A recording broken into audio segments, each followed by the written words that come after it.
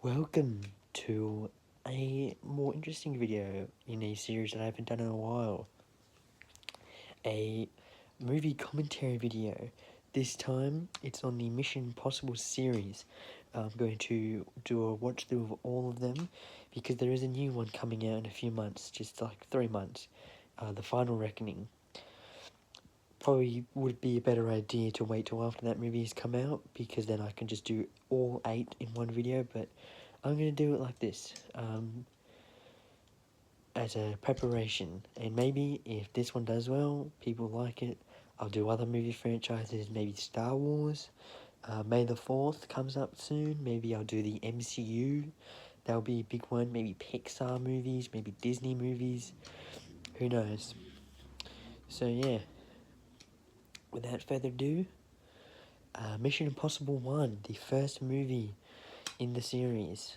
I really like this one. I think it's kind of underrated. You know, a lot of people focus on the later ones like Ghost Protocol, Rogue Nation, Fallout, but I really like the first one. I'm going to do a ranking of them all by the end, compare it to my ranking right now, which I'd probably say my ranking right now. Number 1 is Fallout, 2, Dead Reckoning, 3, Ghost Protocol, 4, the third one, 5, the first one, 6, Rogue Nation, 7, the second one. Maybe it will change on this rewatch. I've only ever watched the Mission Impossible movies before a new one has come out. I watched all of them for the first time when Fallout came out. Didn't watch really any of them for like 5 years, and then I rewatched all of them about 2 years ago when Dead Reckoning came out, and now I'm rewatching them all. That Final Reckoning is coming out. So, yeah, let's get into Mission Impossible 1.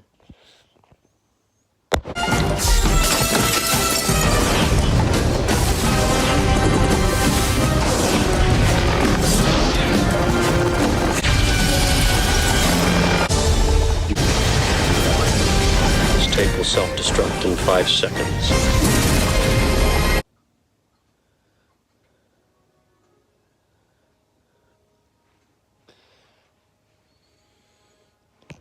I love the trope in especially 90s movies where there's just always a guy on the computer who can get any information he wants with just a few pushes of a button.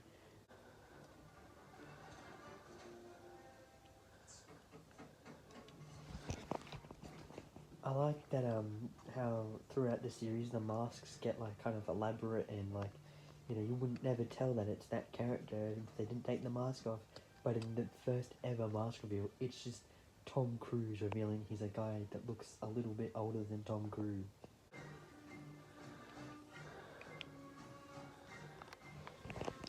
I like that they've kept the running thing throughout all the movies. The opening credits is just the exact same, and it's literally just like showing all the clips from the movie that you're about to see, but you have no idea what the context of them are, and they're moving so fast that you can't even process them, but it's essentially spoiling the entire movie. But they're still doing that even with the new ones, which I just find a really funny way to do movie credits, but I think it kind of makes sense with something, you know, kind of maybe demonstrates the fast pace of the movie right off the bat.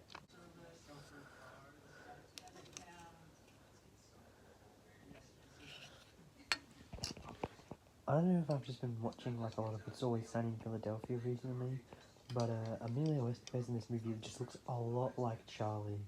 Uh, like he just has the exact same look.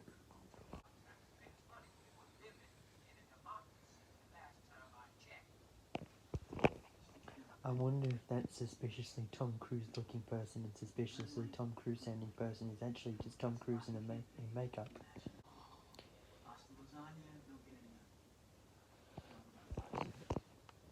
Hasta Lasagna, Don't Get Any Anya is a top 5 movie quotes of all time.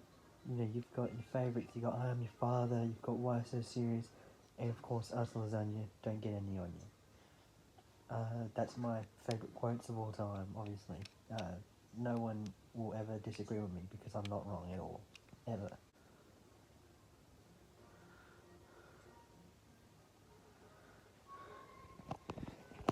Brian De Palma, he really loves his slow zoom in this movie. Like every scene is just kind of slow zoom so far. He looks like Michael from The Good Place right now, like just the slicked back grey hair and everything.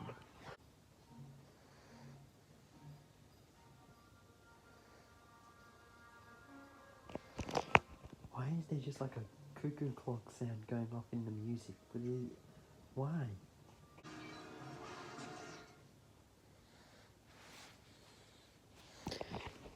I love how like shocking the movie just goes right out of the gate, killing off like the entire crew. Like just completely subverting your expectations in a really good way, and it sets the rest of the movie and probably like the whole series up perfectly.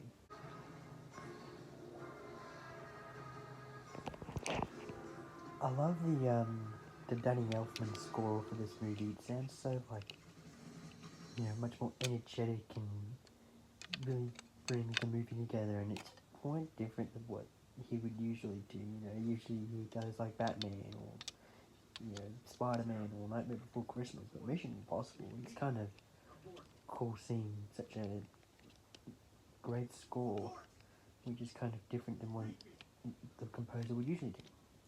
And it works very well for this movie.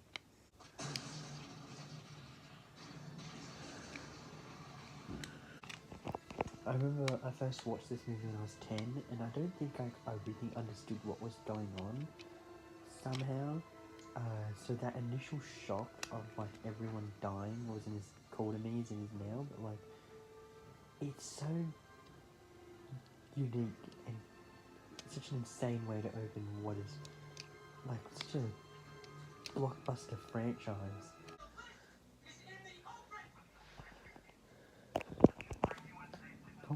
Tom is absolutely fantastic in this movie. Like, yeah, obviously he's like such a famous actor and he's been in a lot of movies, but I think like people just kind of go over the fact that he is just genuinely like really good at acting. He isn't just like a standard through the motions action star. Like he is genuinely really good. Like in Minority Report is another movie he's really good in, which is a recommendation if you haven't seen that. He's fantastic in that movie, and he's also really good in these movies. And I guess people don't talk about it as much as they probably should. They only focus on the stunts part and him risking his life, but he is also good acting wise.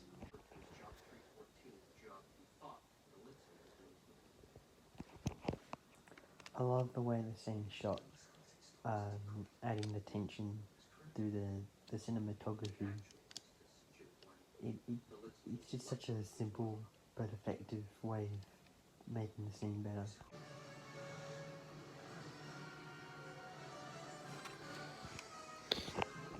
I've seen some people say that this one just doesn't quite reach the heights of the later films in terms of the stunts. It may not exactly, but it gets pretty damn close. I mean, they did literally like do that, and it looks amazing. It's awesome.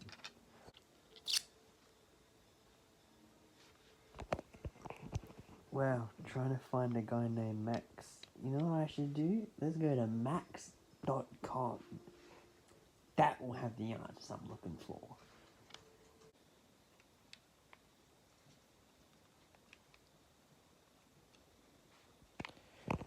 Wow, more shots in the movie with a slow, gradual zoom. Who could have seen that coming? Oh, Ryan loves this slow, gradual zooms. He just loves slowly and gradually zooming into the character that we are focusing on in the shot. That is slowly and gradually zooming.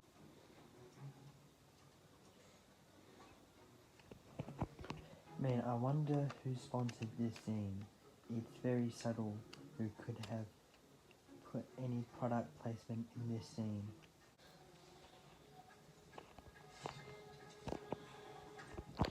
This is a lot like the scene from Toy Story 2 when they're climbing up the walls with Buzz's things. This is a lot like Toy Story 2.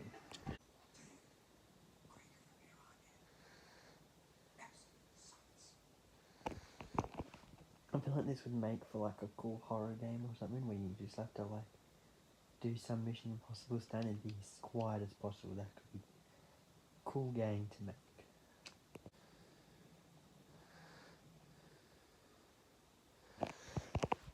Even like nearly 30 years later, this whole scene is like one of the most tense scenes in probably any movie. It is kind of ridiculous how the guy just doesn't look up once though. He just doesn't, he has no like sense of awareness. He just doesn't happen to look up at the ceiling at all, ever, in the entire time he's in this room.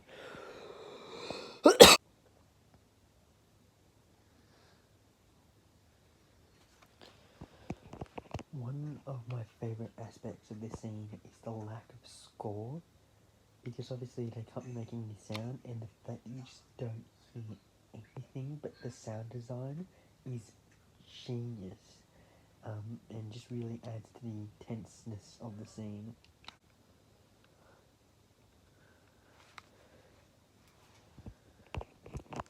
It's insane how good this movie is. When I've seen this like 4 or 5 times now, and I can still feel like I'm sweating from how like tense and well made this scene is.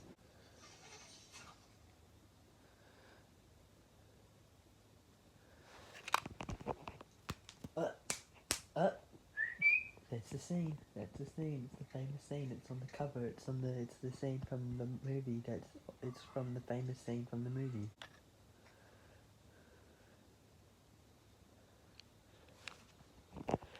I joked about the slow gradual zoom in before, but it's really good there.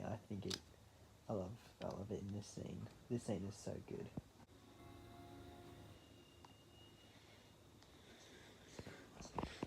I can't believe the guy is alive. I definitely didn't see this coming in the movie that I've seen before.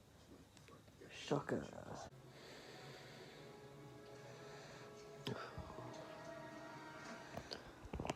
I love how it's very obvious, just like a PNG that they've just stretched over.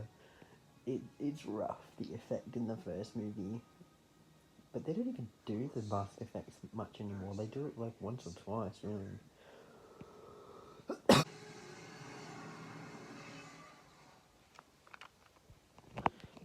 Unironically, one of the coolest, like, action film climaxes of the 90s. Like, it's so over the top and it's so CGI heavy, especially for nowadays when, like, you know, a lot of the stuff would be done practically, but it's so fun.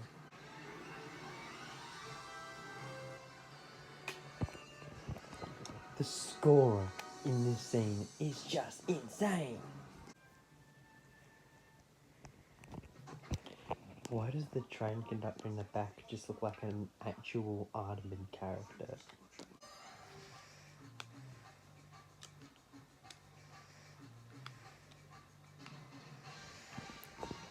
That was the first Mission Impossible movie done. Still holds up really well. Love the action sequences, they all work really well. Some of the CGI has not aged the best. A lot of the practical stuff looks really well still. You know, cast works really well. Especially like the long-term characters like, you know, Ving Rhames, who is still doing them. I really like that one. And I can't wait to rewatch the second one, because the second one is the best one of them all. It's the worst one. I'd probably give the first one a solid 8.5 out of 10. Really good. Not like a lot of people think it's one of the weaker ones. I guess it's one of the weaker ones, but that's just because there's so many good ones. So that's how much I liked the first one. Let's watch the second one now. Mission Impossible 2.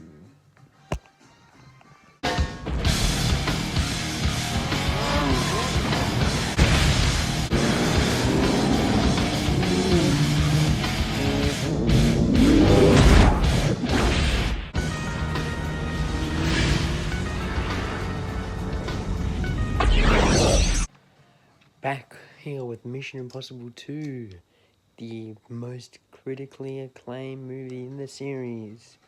That was a lie. This movie is not very good. But it's also not heaps bad from memory. It is the weakest by far, but it's not like incomprehensibly terrible, completely unwatchable. I've been putting this one off for about a week. I watched the first one about a week ago, but I'll probably end up watching the rest of them in quicker succession. Yeah, here we go. It's the second Mission Impossible movie. More like Kickin' Impossible.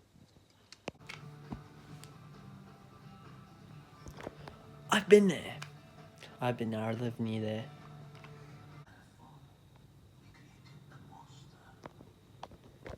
Albert Einstein. It's Albert Einstein. Oh, it's Albert Einstein. It's Albert Einstein. It's Albert Einstein. Oh my God, it's Albert Einstein.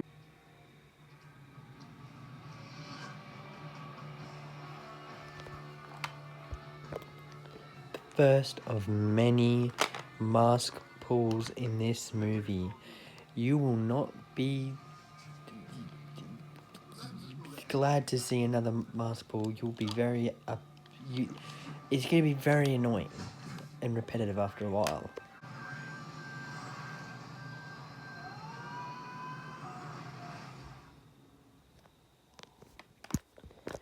This is a movie that came out in the year 2000 and features an airplane crash in the first 10 minutes. That's how you know you're in for a good movie.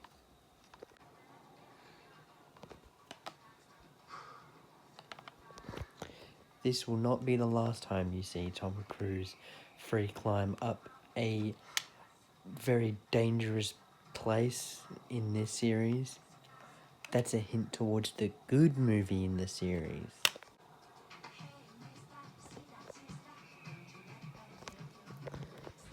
The scene may be kind of corny and entirely pointless, but it is kind of cool, especially when it's done practically. And it is kind of tense, but not really what you need to have for this kind of scene.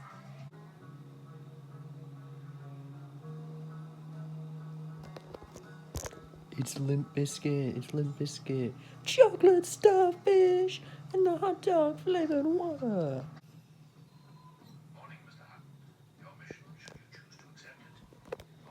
We went from the last movie where they get their initiatives through a small screen on an airplane, and now they're getting it through their cool sunglasses, because this is the 2000s, and it's way cooler now, because sunglasses are awesome because The Matrix just came out.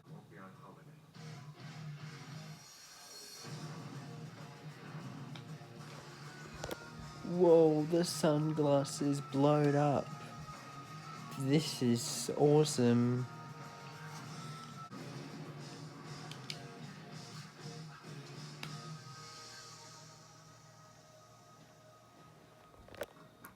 I'm surprised there's a Mission Impossible title crawl that doesn't just entirely show clips from the movie that you were about to watch.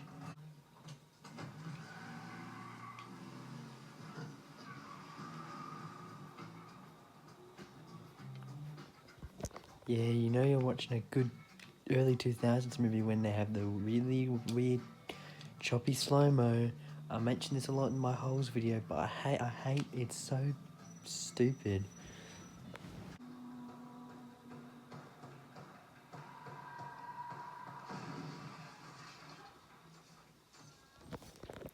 I just love all the slow-mo hair flips and weird car stunt thing just right on the side of a mountain.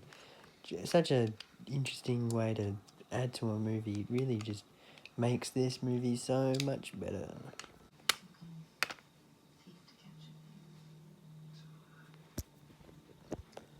I love how we have spent the entire first 25 minutes of this movie focusing with Ethan and this random girl we don't care about. That's what makes this movie so good. I love the romance in this movie. It's such a shame there aren't really any other major romance subplots in any of the other Mission Impossible movies. I wonder why that could be. It worked so well here.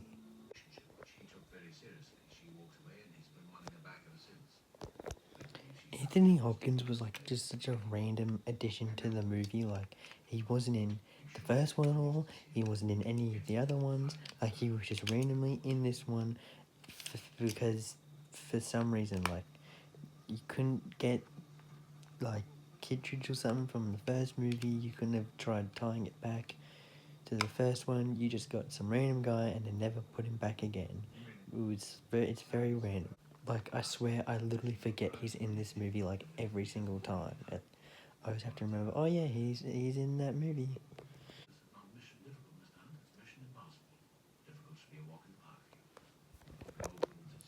He said the name of the movie. This is not Mission Difficult. It can also be Mission Impossible too. That's what he should have said. Because he should have said the name of the movie.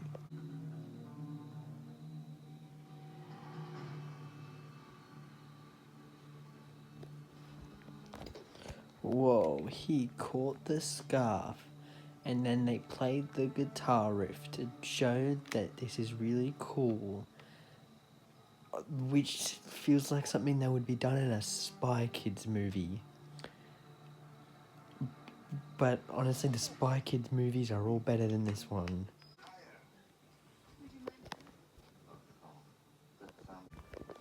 So weird seeing like Australian money in a movie because I'm so used to seeing America's stupid, dumb paper money, but we've got the good money. So I don't know, it's weird to see because I'm not used to it.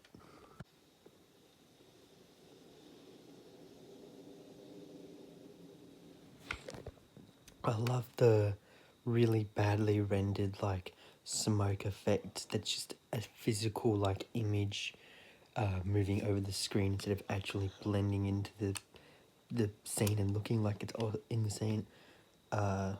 Also, bro, the rest of this movie and probably the rest of the series will be filmed from me watching on my laptop instead of my TV because I don't want to watch them on my TV. I want to watch them on my laptop.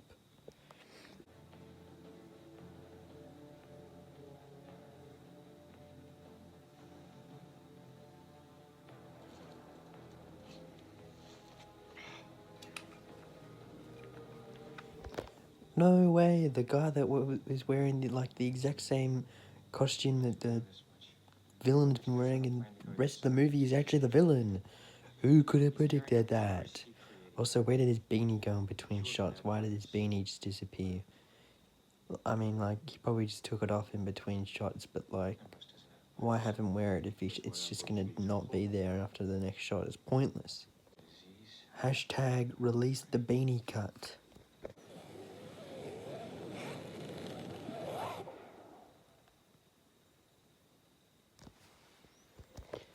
I love how it's literally just the same thing as from the first movie, but not literally anywhere near as good, because the first thing was genuinely a well built up and extremely tense scene, and that was like the climax of the scene, and this is just the same thing but not tense because it's just the beginning of the scene, and it's not. There's no stakes. It's just like it's a perfect analogy for the movie as a whole. It's just the first movie but worse.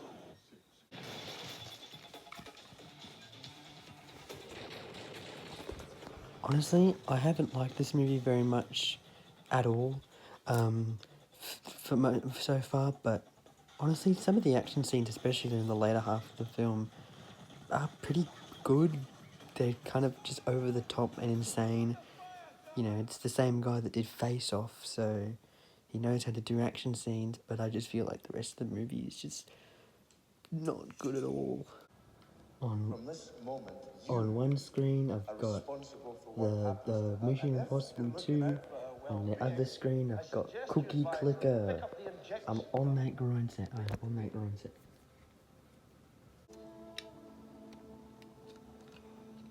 I am waiting. It's a very interesting concept to have an American movie where an American main protagonist is fighting an Irish antagonist in Australia. None of these things are linking up with one another. It's directed by a Hong Kong guy. So it's all just one big diverse movie.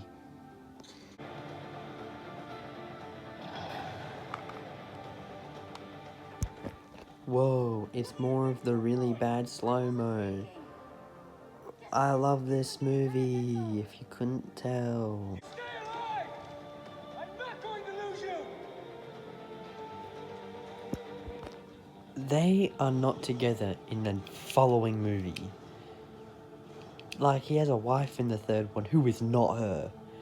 She's not mentioned or referenced in the rest of the 6 movies that precede this.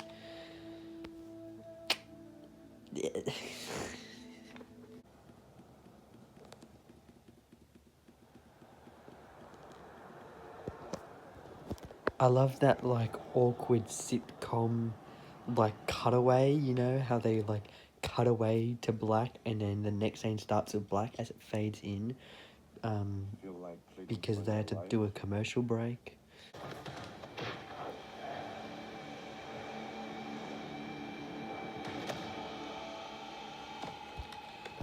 I love how we needed 5 cuts to show a single front flip. You couldn't have just done that, like, practically in one shot and actually made it look good. Structure the 10 o'clock grading.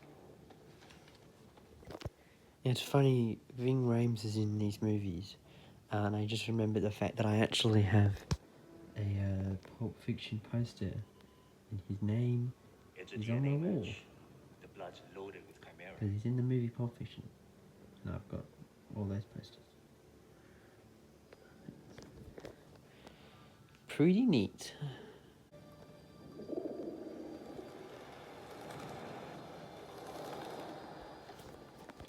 You know how, like, so many birds just sit underground and fly around whenever, you know, all these people run around them? Your birds, common underground animals, because that's what they do.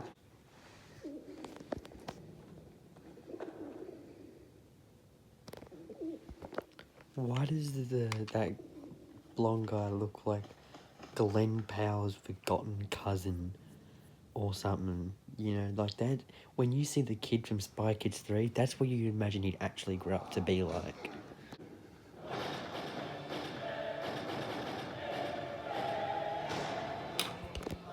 Wow, I wonder if that actually isn't Ethan Hunt, the main character of the whole series. Maybe it is a mask pull scene. That would be very surprising in this movie because there are not that many of them.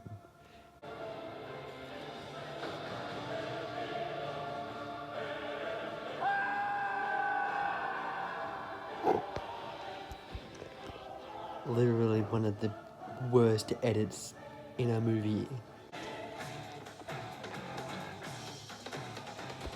Hell yeah, it was actually a mask taking off scene. Who could have predicted that? And then the cool guitar, the Limp Bizkit guitar riff.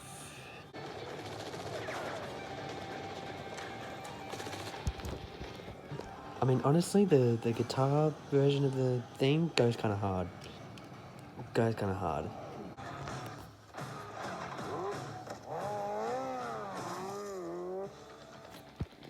This whole insane third act seems like it'd be really dumb, especially in this movie, but honestly, it's the only part I actually really like in the whole movie. Like, it's just insane and over the top, and that's what it needs to be. Not just dumb and boring.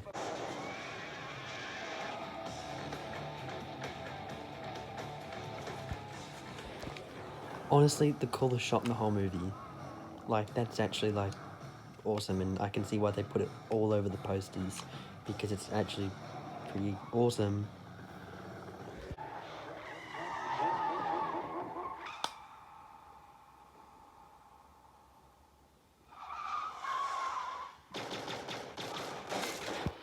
Thanks for giving us what was literally the exact same shot 3 times.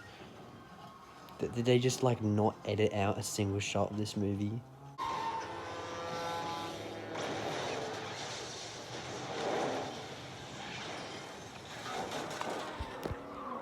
can't have an Australian movie with car chases and not have a truck run into a car from the side. All right, Mad Max did it like 45 years ago. Now it's got to be in all of them.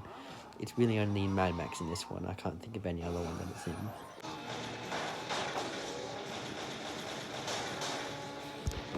His feet would literally just like fly. He would not have ability in his legs doing that. That is not how that works at all.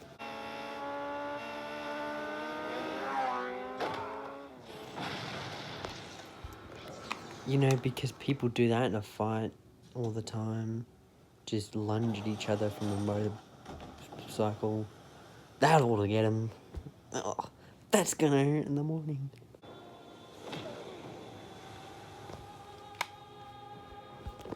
I loved like the angelic choir that plays at half the score for this movie. It's so good. For the Mission Impossible movie, you don't need all that.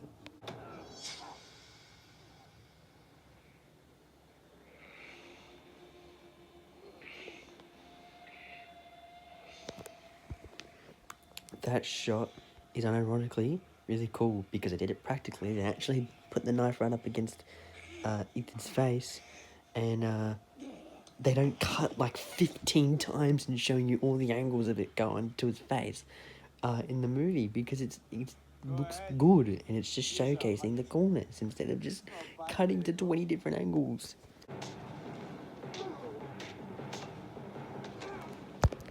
I love the like cartoon punch 2 sound effect that they just play 20 times.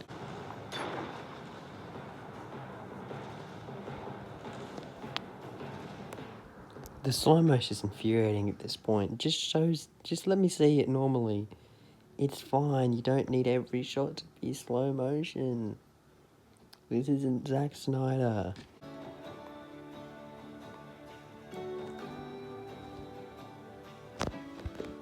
Wow, I can't believe to see where their relationship develops and continues in the following movie, Mission Impossible 3, because they're gonna have their relationship continue in that movie.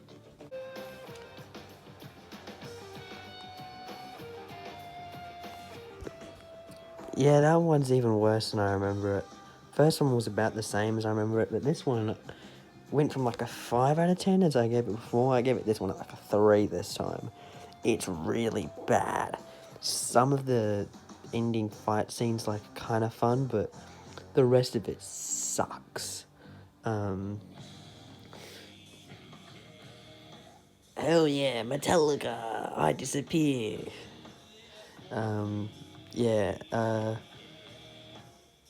It's not good. Although Mission Impossible 3 is like the most underrated one in the franchise. So my ranking right now is 1 and then 2. Obviously. So it's pretty consistent with what my last ranking was. So let's get into Mission Impossible 3. Execute.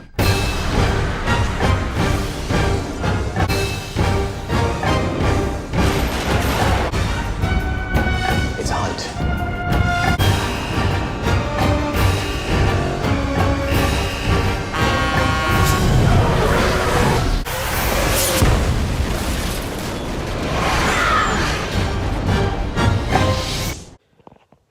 Alright, Mission Impossible 3. We made it through the bad one. Here we are. This is where the series basically, for the rest of it, is peak. There's not a single weak or bad film, anything under an 8 out of 10 really for the rest of the series. This one's fantastic and it's really underrated. Ghost Protocol is fantastic. Rogue Nation is probably the weakest in the series outside of the second one. Fallout was the best of the series. Dead Reckoning is like the second best of the series. So yeah, Mission Impossible 3, really underrated. Let's just get into it. What are you saying? That wasn't it? What I gave you? I'm gonna count to 10. You're gonna I love how the tone of the film is immediately felt through J.J. Abrams' distinct style and direction, which is just a massive improvement over anything that the second one had. Where is it? Where the hell is it? Look at me. Where the hell is it? Look at me. Stay with me. Philip Seymour Hoffman might be tied with Henry Cavill in terms of best antagonist in the series. He's so good in this movie. I would forget how good he really is in this movie. Done.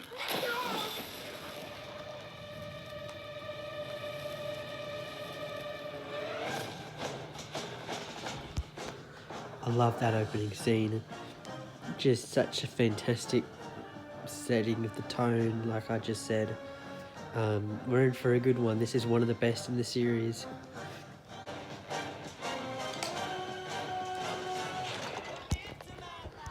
Michael Giacchino, fantastic score. As per usual, one of my favourite composers, maybe my favourite composer. Honestly, the opening scene, usually that kind of thing wouldn't work. Like, it gives off heavy, you may be wondering how I got here farts, but it actually works, like, surprisingly well, especially with, like, how quickly they needed to set the tone for this movie after how bad the second one was and how it kind of probably painted the public eye's image of the movies. It's awesome. I think it's gonna be sick. Me too, man. I gotta get the phone. Hey, you rock hard. Yo, Mr. White, this mission's pretty impossible, yo.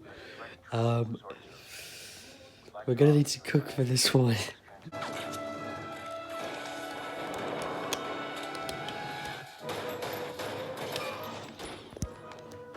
Now that was epic.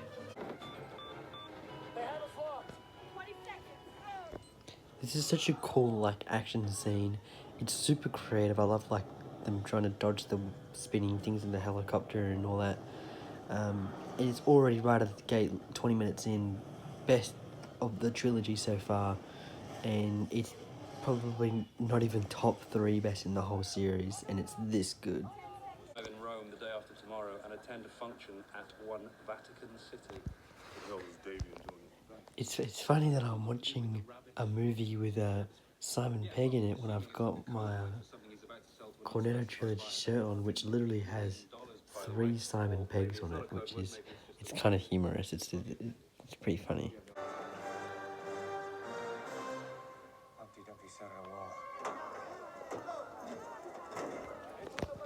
Who are you talking to, little bro? We do not need that.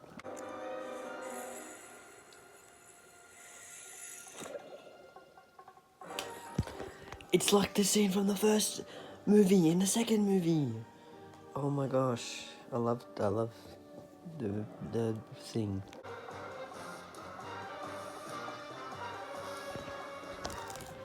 I absolutely love that we get to see how the masks are made and having to deal with the kinks of if it goes wrong. It's such a cool movie. It's so good.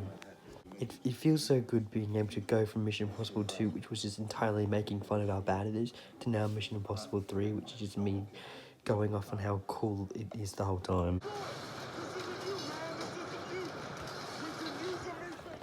Stop, this isn't you. Please, this isn't you.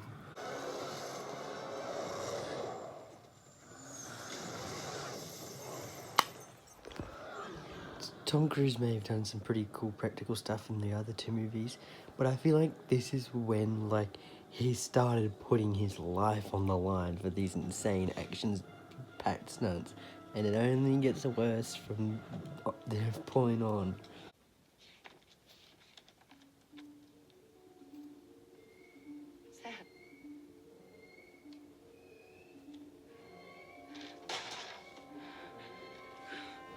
Oh, you know, this stranger just randomly puts a mysterious object on my arm. I'm just going to leave it sitting there. I'm not just going to try and take it off.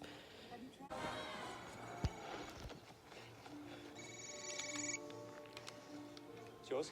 You hung me outside of an airplane. You can always tell someone's character. If I had a nickel for everything that starred Aaron Paul, where the bad guy did something to the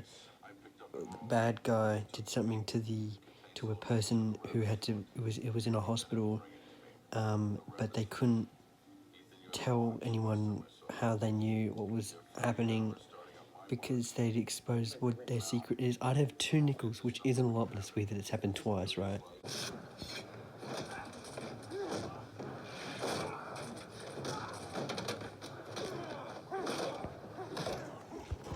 This gives me big Winter Soldier vibes in the best way possible.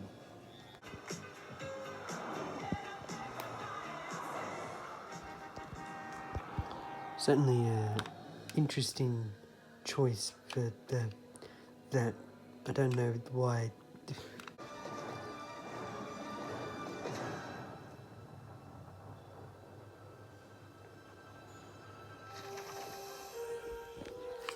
Fun fact, that was entirely practical. The Wire was actually CGI. They had the CGI in The Wire as opposed to usually where they CGI out The Wire. Tom Cruise literally just jumped off a building because he felt like it. And they just added a wire in to make it look like it was part of the movie, but he actually just did that. You put an explosive charge in your head. This is a lot like the opening scene. It looks very familiar.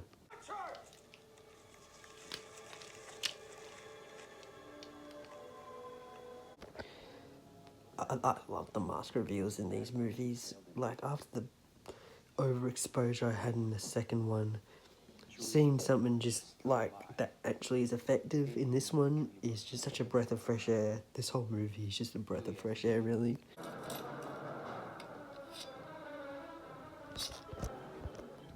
The score for this movie is just so fantastic. Michael Giacchino really is the GOAT.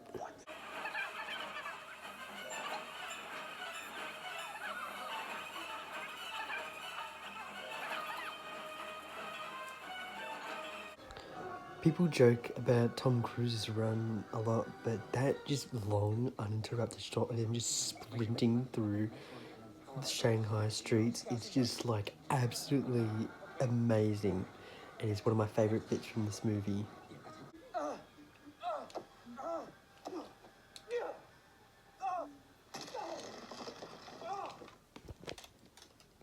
Man, there's a guy with kind of whitish blonde hair who has implanted a chip in the main character's head that hurts his ears. I guess you could say Ethan is invincible.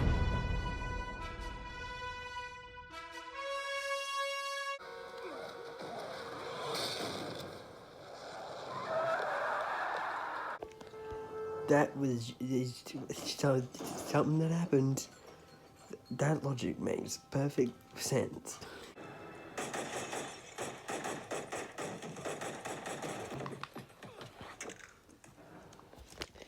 Me, when I'm playing a shooting game and I am very bad at it, so I just point and just aim aimlessly and shoot until I hopefully kill the targets.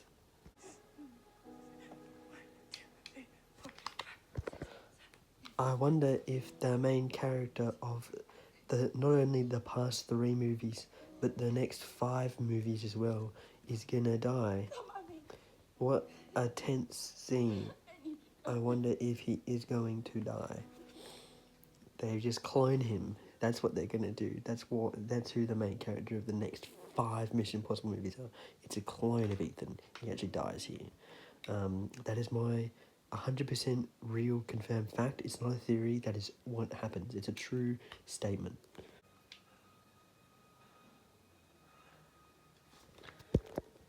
What a surprise. I never saw that coming a mile away.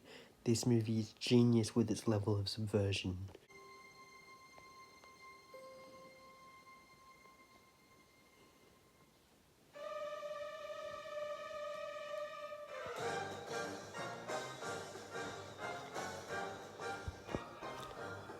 Really, really good. I love that one.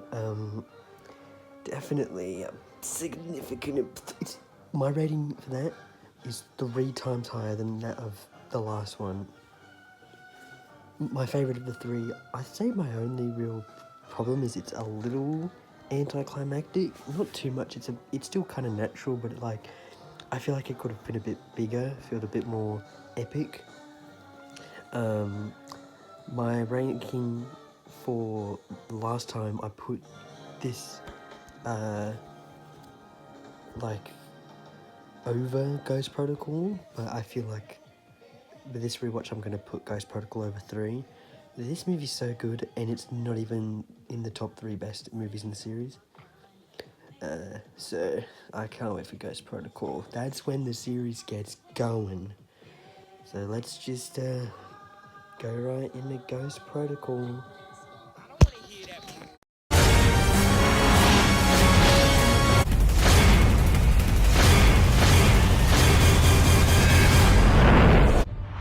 Okay, this is a slight wrinkle. We're going to have to go into the server room from the outside.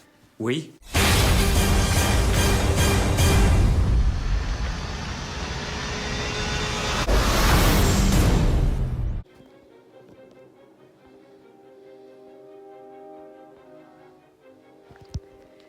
If I had a nickel for every Jeremy Renner movie that came out in the early 2010s that had something related to Budapest, I'd have 2 nickels, which isn't a lot, but it's weird that it happened twice, right?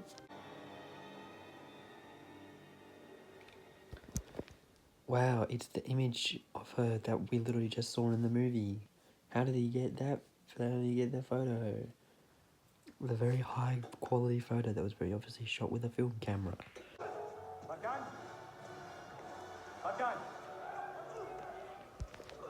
Wow, I couldn't tell when he was saying Bogdan that he was actually saying Bogdan. I was so confused. I really needed the subtitles for that.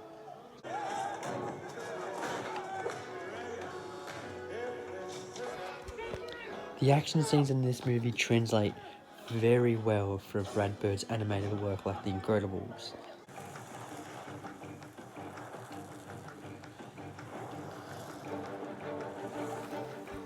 I love that transition. It almost makes it feel like it's actually a part of the scene.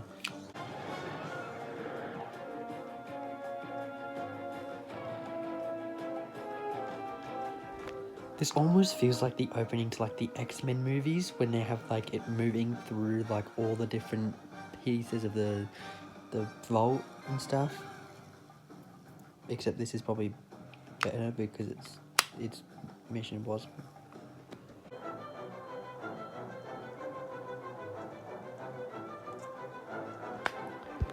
A113, that's a Pixar reference because Brad Bird did Brave Incredibles and Ratatouille because it's like the Pixar thing, the A113.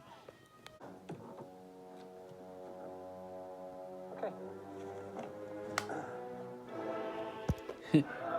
I thought you said the Kremlin, but you must have obviously not said the Kremlin because that would be ridiculous, wouldn't it? This is very exciting. Being out in the field. A balloon going up into the air? This is a subtle reference to another movie that Michael Giacchino scored called Up, which also features balloons going into the air.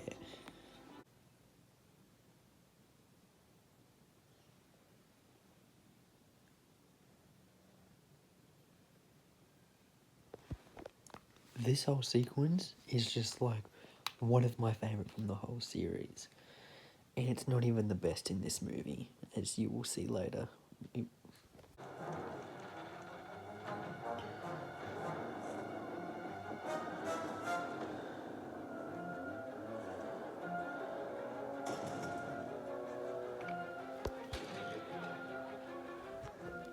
Me going from Oppenheimer into Barbie back in July 2023. This is a very original joke that no one's ever made before. He's about 6 foot, 180 pounds. Blue eyes. Who is he? How does he just like perfectly draw like an incredibly detailed face in like 5 seconds? Like the amount of times I've tried, like on the inside of your hand, I can't write anything on the inside of my hand because it tickles and it like feels weird. Maybe on this part of your hand, but not because. You have to look. The president has invoked Ghost Protocol. That's the name of the movie. That's what this movie's called. What's the movie of the name of the chord of the movie name of the chord? Even if we can double Wistrom and Moreau, how do we keep them in separate rooms while having them think that they're in the I same love the same car honk sound it's in every movie.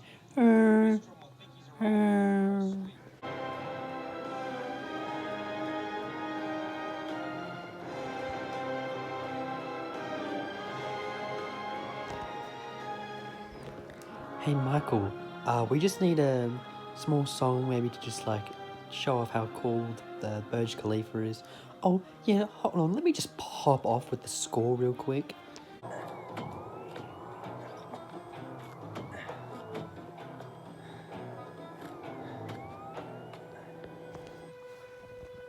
I could only imagine how fantastic the scene would look in IMAX.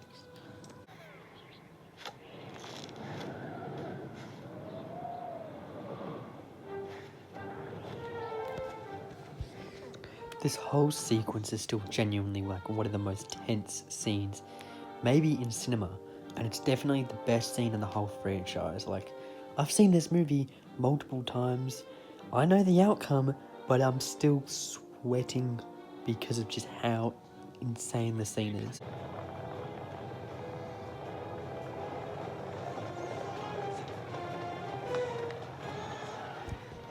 Oh no, the mummy's coming to get him. Get it? Because it's saying it, and he was in the movie The Mummy, which was with the mummy.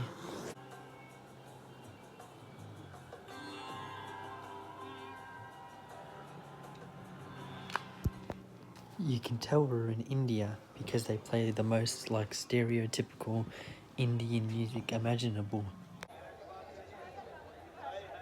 Did you jump? Should I not have jumped? Because I jumped! This is a lot like the scene from the first movie when he's dangling off the floor. I don't know if you know how did that scene. It's pretty good. It's in the first movie. This is kind of like that. It's kind of a very subtle reference, deep cut reference.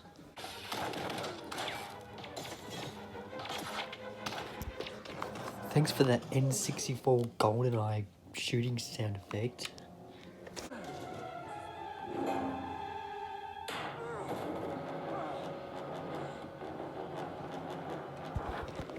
It seems rather impossible that he'd survive something like that, but honestly, this movie's so fun that I don't even care at this point.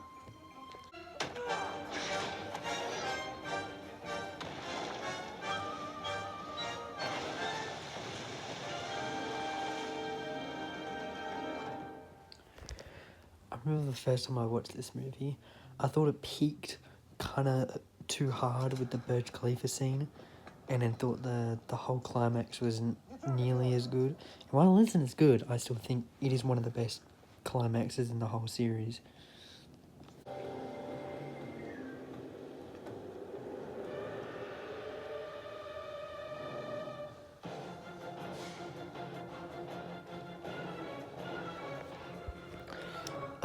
Easily the best so far.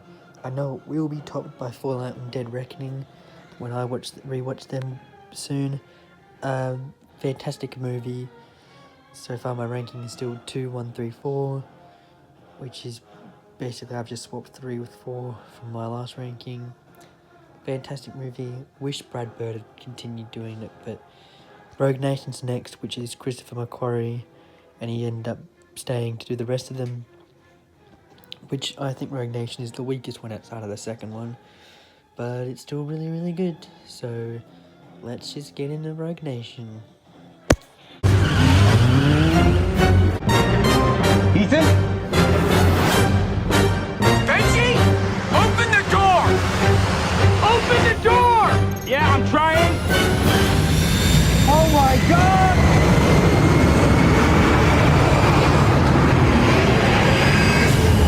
The other door!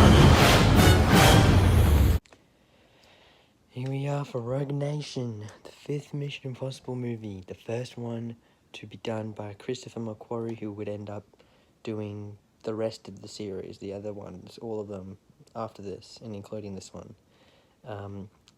from my memory, it's my least favourite outside of the second one, because it kind of starts big and then gets smaller throughout instead of how most other movies do it, being the other way around.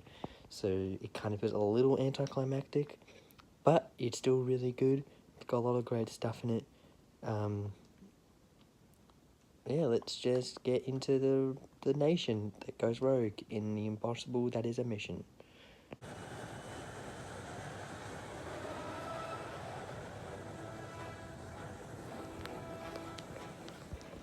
What an absolutely incredible way to open the movie. Like, this was the big set piece, and it's just the first 5 minutes. Probably the best opening scene in the series. All right, look, I'm gonna open the power door. Have that.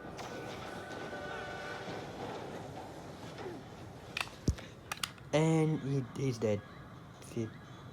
You just flew out of a plane at like Mach 5.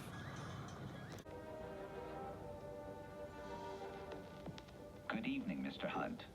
The weapons you recovered in Belarus were converted. Imagine going through all the effort to print a message on a vinyl record just for it to be destroyed after it's finished reading. Like, what if he just, like, wasn't paying proper attention and, like, doesn't hear and needs it to be repeated? What if the record starts skipping?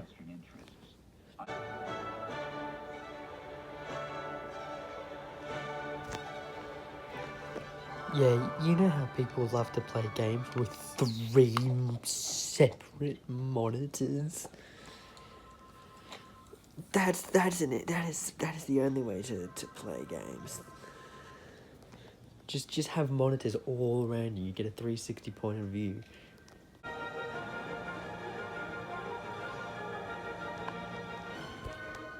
Catching a subway in the middle of, like, what, Germany, with a suit is crazy. Just a suit on a subway. Like, you are really overdressed here, mate. Who is he? That's what we're here to find out. What I do know is he's our only possible link to the Syndicate, and I have reason to believe he's going to be... Man, I love how they keep the Microsoft logo in there for a good 10 seconds. I wonder who sponsored the scene. I think it might have been Samsung. I don't know. Just a wild guess. The work of a single organization, the Syndicate. A rogue nation, trained to do what we do, imbued with a new sense of purpose. A rogue nation? Man, this mission is pretty impossible related to the mission that is because it's the movie that is of the name of the Rogue Nation of the Mission Impossible Rogue Nation of 2015.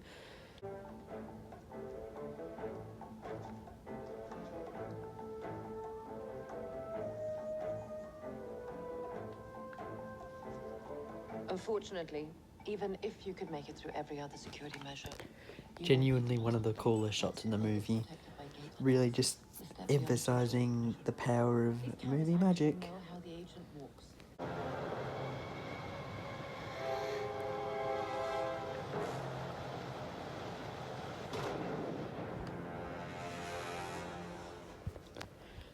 Another one of my favourite set pieces from the series, although it basically feels like all of them are my favourites at this point. It's just such a good franchise.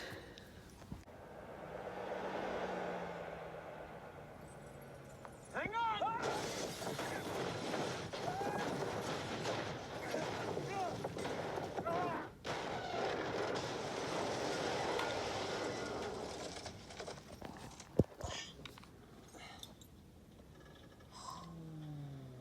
Really?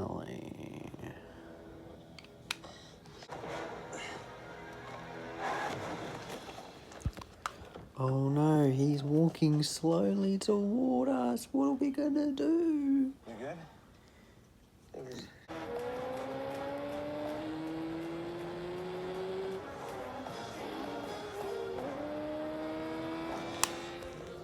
Are we sure we don't want Christopher McQuarrie to direct the new Tron movie? I'm just saying that could be pretty cool. again. So was I.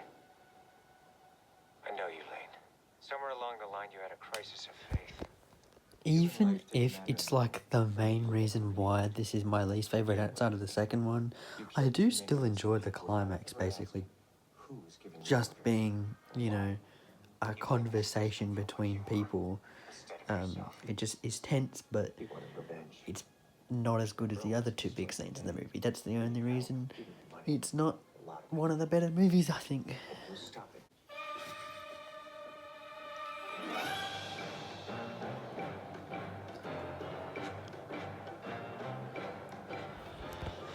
Yeah, it's definitely the weakest outside the second one, but like really, really good. I enjoy it a lot.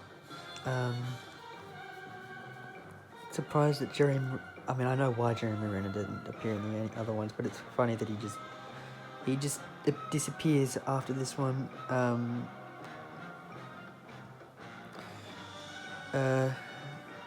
I didn't talk much during that one, surprisingly. I just was really invested throughout most of it. I was just watching the movie.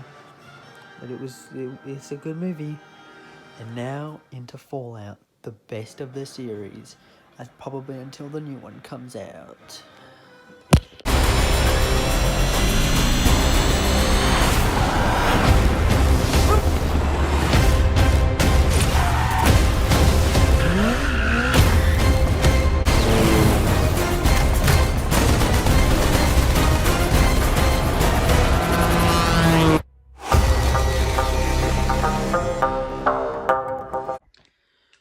We are here. The best Mission Impossible movie, Fallout. This was the first one I saw in the cinema. It's fantastic. It's the longest one in the series up to this point. And it's just constantly fun and engaging, and it's one of the best action movies of the past 10 years. So without further ado, let's get into Fallout. If you're just joining us, 3 massive explosions have gone off simultaneously in what appears to be a coordinated attack. All the other Mission Impossible movies, you know, the first one you see they're like interrogating the guy, the second one's on the plane, the third one's the part with the girl and being held hostage, the fourth one's the prison break, the fifth one's on the side of a plane, and this one, the opening scene is in the massive, and I kind of like that. It's like setting up the movie naturally, and then all the crazy stuff is throughout the movie, not just in the beginning.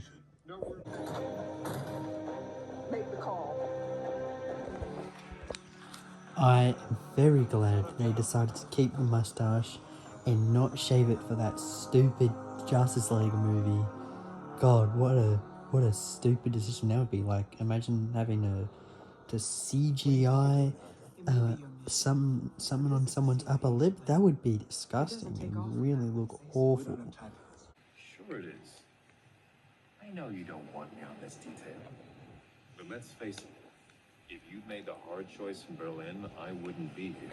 If you hadn't gone down to syndicate agent, I don't know why, but Henry Cavill kind of looks and also sounds like Will Arnett in this movie. Like only in this movie, not in anything else I've seen of him. Probably maybe it's like the facial hair, and his like the way he does his hair. And he just sounds like Will Arnett, but for whatever reason in this movie alone.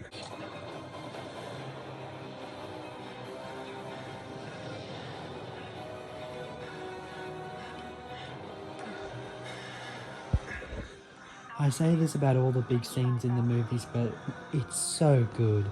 This scene is so fun. Like, this whole series, it's what makes the series so good, and I can't wait to see what they do in the new one. How they up the ante from all the previous 7.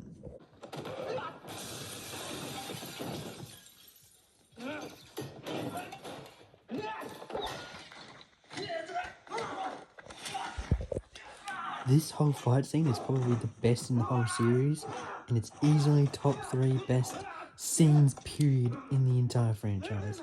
It's a 10 out of 10. It's probably the best scene in the movie.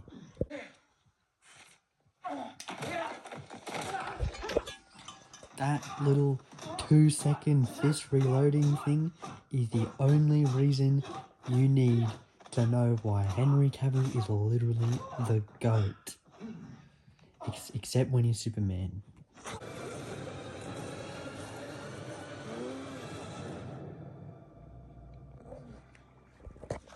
What, like, an insane shot. Feels like something out of, like, Inception or some Christopher Nolan movie. Banger movie. This is why it's the best movie in the series.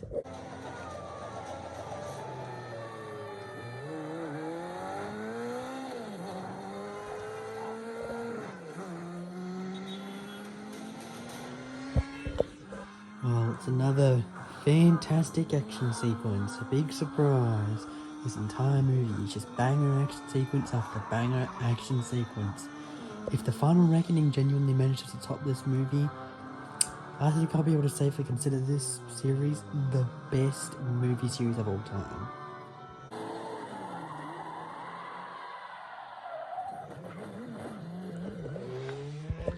I love the lack of music in some of these action sequences, because as much as the score can be good, I just love hearing a good action sequence with just like the engines revving and the sound design popping off, which this movie utilizes very well.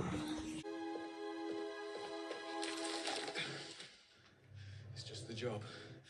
No hard feelings. Genuinely one of my favorite mask reveals in the series. Like, this movie's just got it all.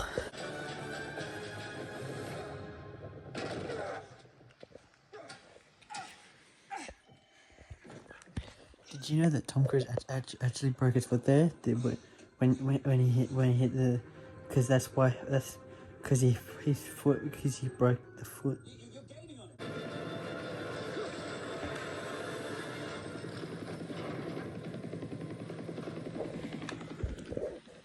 Easily the best climax in the series, hands down. Like, just what a fantastic movie.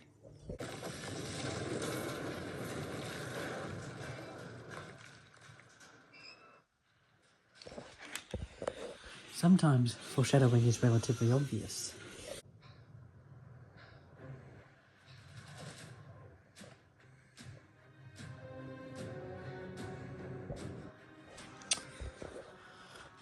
What did I say? What did I say? 3, 2, 1, now!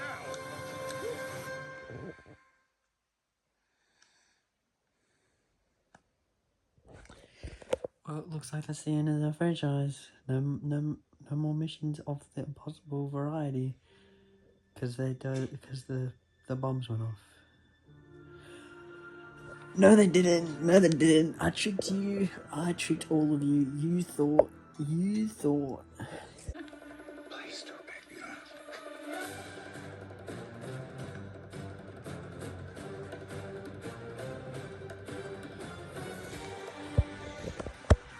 Well, the best movie of the franchise so far. I wonder if The Final Reckoning will be better. You'll have to wait and see until my 2025 ranking video. Stay tuned for that in like 7 months, whatever. Fantastic, great set pieces, climax, villain. It's got all the best ingredients. Really, my only criticism is it probably takes a little too much from the previous movies. Like, it's got the same kind of stakes as the fourth one. It's got the same vibe as the fifth one.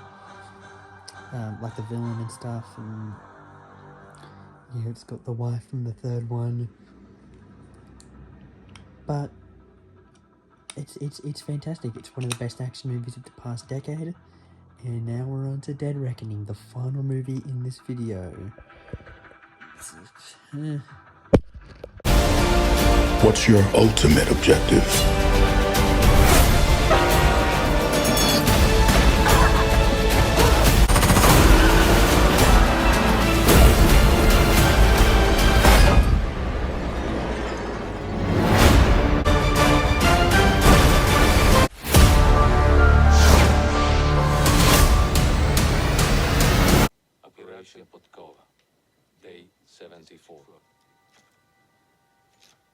reactive learning defense system we are testing continues to operate flawlessly.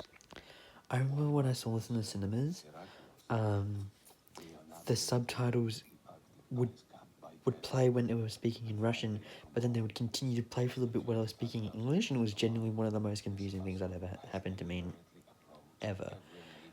Like...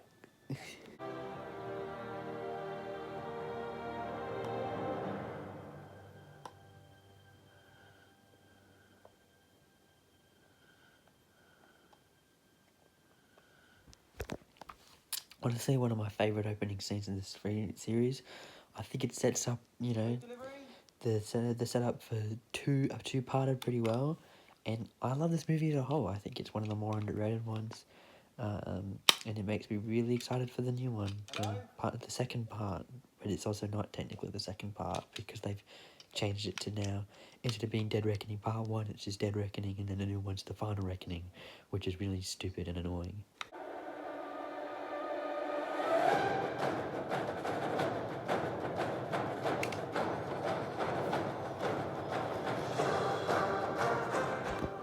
"28 minutes into the movie, the opening credits happen." I mean, you could have just had them after the initial scene underwater, but okay. It's not like it kind of just breaks up the pacing a little bit in a really weird and awkward way, but...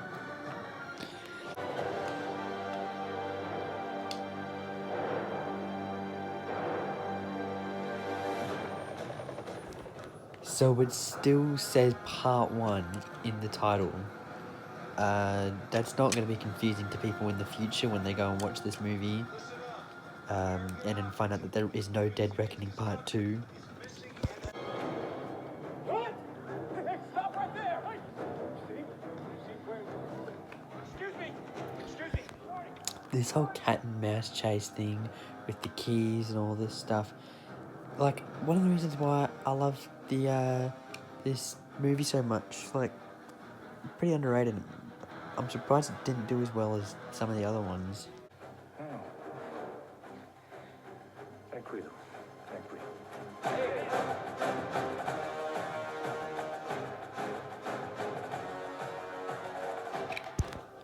What were they expecting to do to him? Like, this is Tom Cruise.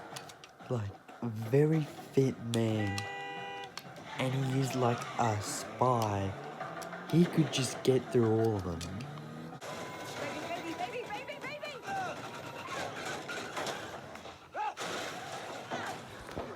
Genuinely, this whole car chase scene is so fun and creative, and one of my favourite scenes in the franchise.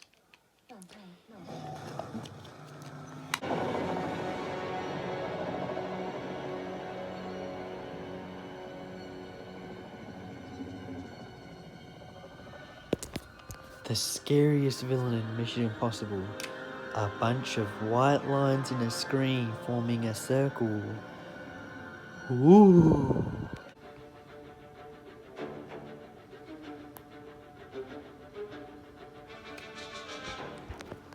Honestly, outside of the two Michael Giacchino ones, this film definitely has my favourite Mission Impossible score.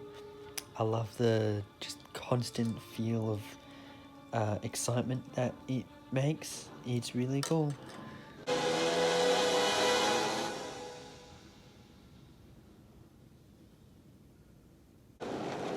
Did you make it?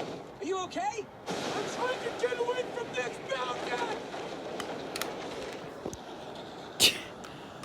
This man is literally skydiving right now and is still able to act.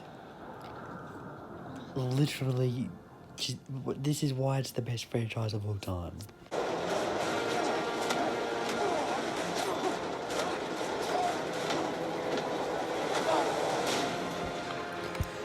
This whole climax on the train, which goes for basically the entire last hour of the movie, is probably my favourite climax in the series.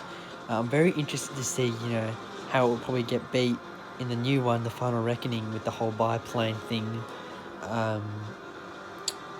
yeah, I think that I'm very excited for it.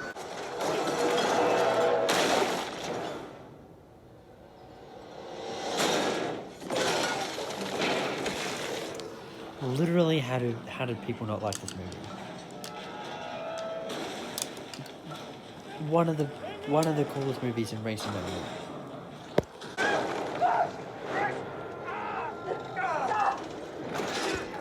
Literally, I've seen this movie like 4 times, and it still has me on the edge of my seat during the scene. That's just how good it is. Hunt! Go. Hunt! Go. Hunt! No, no, Hunt! Me, when someone asks me what how animals how they get, sometimes how animals can get their food. Hunt! Hunt! Hunt!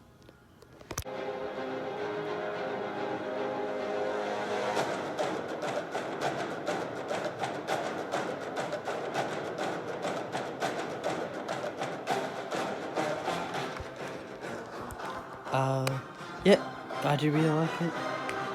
It's not as good as Ghost Protocol. I'd probably say it's my 3rd favourite. My ranking 2, 2, 5, 1, 3, 7, 4, 6.